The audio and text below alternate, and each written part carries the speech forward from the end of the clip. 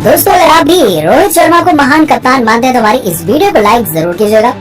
दोस्तों, जब बारिश के बाद दोबारा मैच शुरू हुआ तब मैदान पर आग बनकर उतरे सूर्या और रोहित। इन दोनों ही बल्लेबाजों ने न्यूजीलैंड के गेंदबाजों की धज्जियां उड़ाते हुए गजब का प्रदर्शन किया। जी हाँ, आपको बता दें कि उन्होंने ऐसी तबाही मचाई जिसे सुनकर आपके पैरों तले जमीन खिसक जाएगी। दोस्तों, बारिश रुकी तो मुकाबला हुआ केवल 12 ओवर का और न्यूजीलैंड 125 रनों के लक्ष्य का जवाब देते हुए कैसे आखिरी ओवर में सूर्या ने भारत को जीत दिलाई, वो सब आपको हम आगे वीडियो में बताएंगे। लेकिन उससे पहले आप सभी को क्या लगता है कि रोहित शर्मा और सूर्य कुमार यादव में से खतरनाक बल्लेबाज कौन है?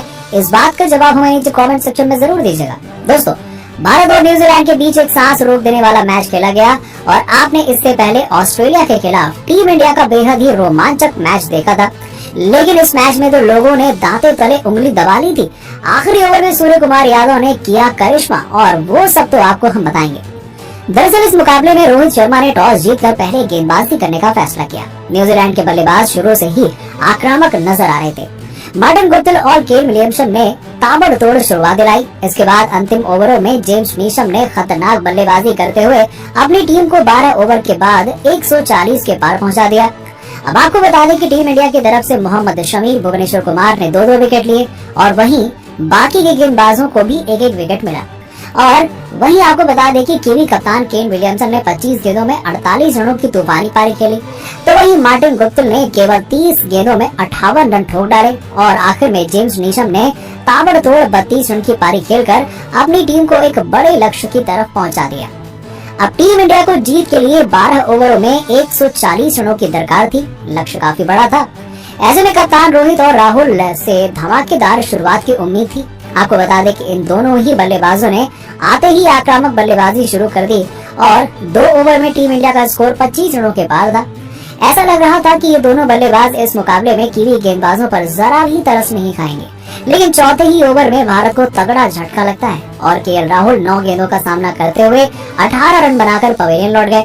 उन्होंने तेज पारी जरूर खेली लेकिन अपनी इनिंग को लंबी नहीं कर पाए। अब मैदान पर आ गए थे किंग कोहली और कप्तान रोहित के साथ मिलकर उन्होंने तेजी से भारत को लक्ष्य की तरफ बढ़ाना शुरू किया। और दोस्तों, स्पिनरों के आगे दोनों ही बल्लेबाज जूझते हुए नजर आए और मिशेल सैंटनर ने विराट कोहली को बांधे रखा था। लेकिन तूफान को कोई कब तक रोक सकता है? विराट कोहली ने सैंटनर के तीसरे ओवर में 2 छक्के लगाते हुए ये बता दिया कि आखिरकार क्यों उन्हें किंग कोहली कहा जाता है। भारत 8 ओवरों के बाद 80 रन तक पहुंच गया था, लेकिन फिर अच्छी बल्लेबाजी कर रहे विराट कोहली फर्गुसन की गेंद पर कैच आउट हो गए।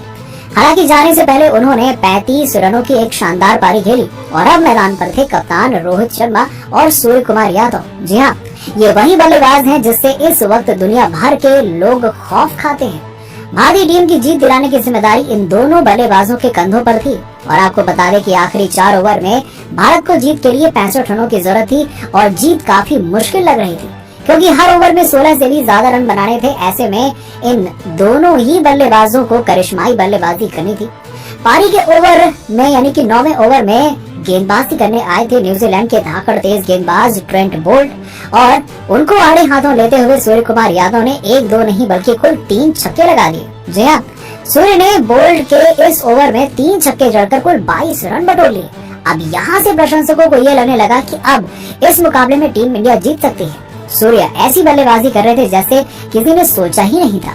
4 ओवर में 65 रन बनाना काफी मुश्किल काम था, लेकिन इस काम को भी रोहित शर्मा और सूर्या ने अपने तूफानी बल्लेबाजी से आसान कर दिया। आपको बता दें कि पारी के 10वें ओवर में रोहित शर्मा को गेंदबाजी करने के लिए आए थे सुपर फास्ट तेज गेंदबाज एडम मिलने और फिर क्या था, रोहित ने इस ओवर में अपनी क्लास दिखा दी और एडम मिलने ने कप्तान रोहित को बाउंसर डाली और यहाँ उन्होंने कर दी बड़ी गलती क्योंकि रोहित को बाहर गेंद डालना किसी भी गेंदबाज को काफी महंगा पड़ सकता था और मिलने की उस गेंद पर रोहित ने सीधा स्टेडियम पार मार दिया और जिसे देखकर किंग कोहली की भी आंखें फटी की फटी रह गईं।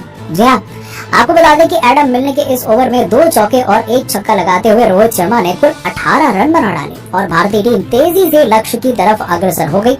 2 ओवर में ही इन दोनों ही बल्लेबाजों ने 40 रन बना दिए और अब भारत को आखिरी 2 ओवर में जीत के लिए 25 रनों की दरकार थी। लेकिन पारी के 11वें ओवर में गेंदबाजी करने आए ट्रेंट बोल्ट ने केवल 6 रन ही दिए। जी हाँ, और इस ओवर में दोनों ही बल्लेबाज कुछ खास नहीं कर पाए और भारत को आखिरी ओवर में जीत के लिए 19 रनों की जरूरत थी और न्यूजीलैंड के सबसे अनुभवी गेंदबाज टिम साउदी आखिरी ओवर डालने के लिए आए और उनकी पहली ही गेंद पर रोहित शर्मा ने शानदार चौका लगा दिया और अब आखिरी 5 गेंदों में जीत के लिए 15 रन बनाने थे और अभी जीत काफी दूर नजर आ रही थी। लेकिन सऊदी की दूसरी गेंद पर भी कप्तान रोहित ने एक और चौका लगा दिया और अब आखिरी 4 गेंदों में 11 रन चाहिए थे। लेकिन तीसरी गेंद पर टिम साउदी ने वापसी की और केवल 1 रन दिया। सूर्य कुमार यादव स्ट्राइक पर आ गए थे और अब 3 गेंदों में रन बनाने थे 10 और आपको बता दें कि सऊदी की चौथी गेंद पर सूर्य कुमार यादव ने एक्स्ट्रा कवर के ऊपर से शानदार छक्का लगा दिया और अब 2 गेंदों में 4 रनों की जरूरत थी। लेकिन वर्ल्ड क्लास गेंदबाज टिम साउदी ने वापसी की और एक खतरनाक बाउंसर डाली जिस पर सूर्य कुमार यादव कुछ खास नहीं कर पाए। दोस्तों अब एक गेंद पर 4 रन बनाने थे, स्ट्राइक पर थे सूर्या। प्रशंसकों को उम्मीद थी कि वो भारत को जीत दिला देंगे और आपको बता दें कि एबी डिविलियर्स के अंदाज में विकेट के पीछे उन्होंने ऐसा छक्का लगाया जिसने न्यूजीलैंड का दिल तोड़कर रख दिया और सूर्या ने एक बार फिर से सांस रोक देने वाले मैच में भारत को जीत दिला दी। दोस्तों सूर्य कुमार यादव की बल्लेबाजी को आप 10 में से कितने नंबर देंगे, इस बात का जवाब हमें नीचे कमेंट सेक्शन में जरूर दीजिएगा और ऐसी ही खबरों के लिए सब्सक्राइब कीजिए हमारे YouTube चैनल को। धन्यवाद।